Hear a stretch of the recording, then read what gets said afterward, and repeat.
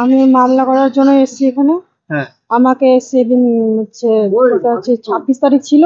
হ্যাঁ সেই দিন আমি আমার ননদের বাড়ি বলতে আমার দিদি বাড়ি গেছিলাম। হ্যাঁ সেই পথে সুকান্ত মোড় থেকে আসার পথে ওখানে গ্রামে আসার পথে ওই রাস্তায় ঘাটোয়াল পাড়া বলে একটা পাড়া ছিল। ওই পাড়াতে ওর আগের স্ত্রী ছিল।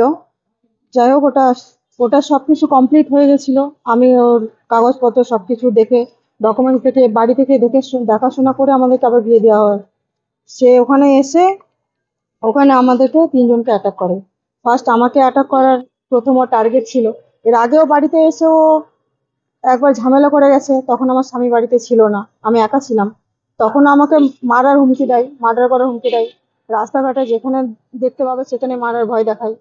ওখান থেকে আমাকে বের করে, আমি ওখান থেকে সেদিন একা ছিলাম বলে থানায় আসতে পারি নাই। আর আমি এখানে নতুন, সেরকম চিনিও না, আসতে পারিনি সেদিন।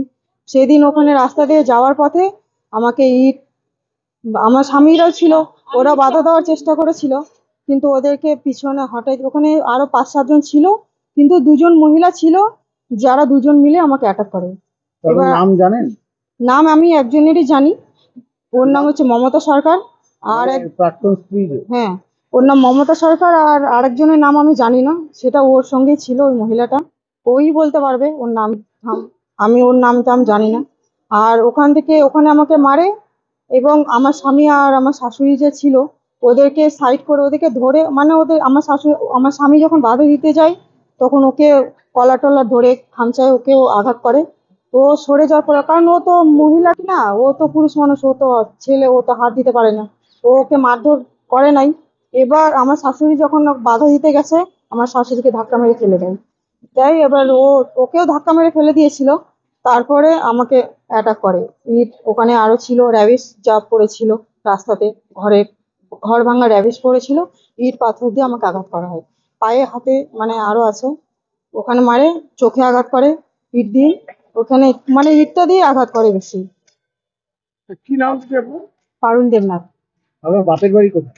বাবার বাড়ি হরিরামপুর, হরিরাম। গ্রাম কতদিন কেশরি। বিয়ে হয়েছে আপনাদের? বিয়ে হয়েছে 2 বছর। আচ্ছা।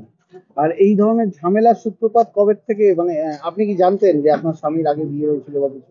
সবকিছু জানতাম। ও মানে ও কোর্ট থেকে রায় পেয়ে ওই কাগজপত্র, ডকুমেন্টস আমি সবকিছু দেখেই বিয়ে আপনারা কি করেছি। দেখাশোনা করে বিয়ে না তো? হ্যাঁ, দেখাশোনা করে বিয়ে হয়েছে। আচ্ছা এবার নিজে থেকে, এবার আমাদের ছিল যাও, তারপরে বাড়িতে জানাই, সব দেখাশোনা করে আমি একে বিয়ে দিয়েছি। আচ্ছা।